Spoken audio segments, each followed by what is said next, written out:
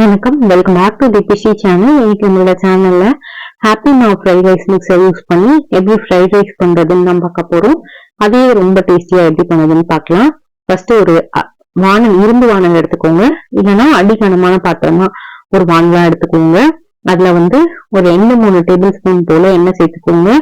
குட்டி குட்டியா கட் பண்ணி வச்ச கேரட், குட்டி குட்டியா கட் பண்ணி வச்ச பீன்ஸ். நீங்க எந்த அளவுக்கு குட்டி குட்டியா கட் பண்றீங்களோ அந்த அளவுக்கு தான் இது சீக்கிரமா வதங்கி வரும்.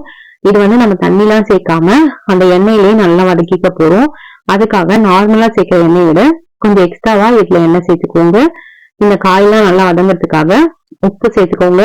ஆல்ரெடி நமக்கு அந்த ஹாப்பி மாவ் ஃப்ரைட் ரைஸ் மிக்ஸ்லயே கொஞ்சம் உப்பு இருக்கும், அதனால காய்க்கு மட்டும் தேவையான அளவுக்கு உப்பு சேர்த்துக்கோங்க. ஓரளவுக்கு ஒரு 50% அந்த கேரட்டும் பீன்ஸும் வதங்கி வந்ததுக்கு அப்புறமா இதுல கேபேஜ் சேர்த்துடலாம். இதுல நீங்க வெங்காயத்தாள் கூட சேர்க்கலாம், ரொம்பவே நல்லா இருக்கும்.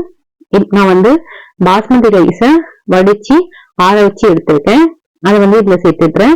ஃபர்ஸ்ட் ஒரு பாதி ரைஸ் சேர்த்துக்கோங்க. சேர்த்துட்டு அது மேல ஹாப்பி மாவ் ஃப்ரைட் ரைஸ் மிக்ஸை சேர்த்துருங்க. அதுக்கு மேல மீதி இருக்க ரைஸ் சேர்த்துட்டு கடைசியா கொஞ்சம் பெப்பர் பவுடர் போட்டு எல்லாத்தையும் ஒன்னா மிக்ஸ் பண்ணீங்கன்னா ரொம்பவே டேஸ்டியான ரைஸ் ரெடி ஆயிடும். நீங்க காலையில லஞ்ச் பாக்ஸ் பேக் பண்றதுக்கு அந்த மாதிரி யூஸ் பண்ணிக்கலாம். அதே மாதிரி சாதம் எல்லாம் மீந்துருச்சுன்னா எல்லாத்தையும் கழுவுறதுக்கு கூட நீங்க யூஸ் பண்ணிக்கலாம். ரொம்பவே டேஸ்டியா இருக்கும்.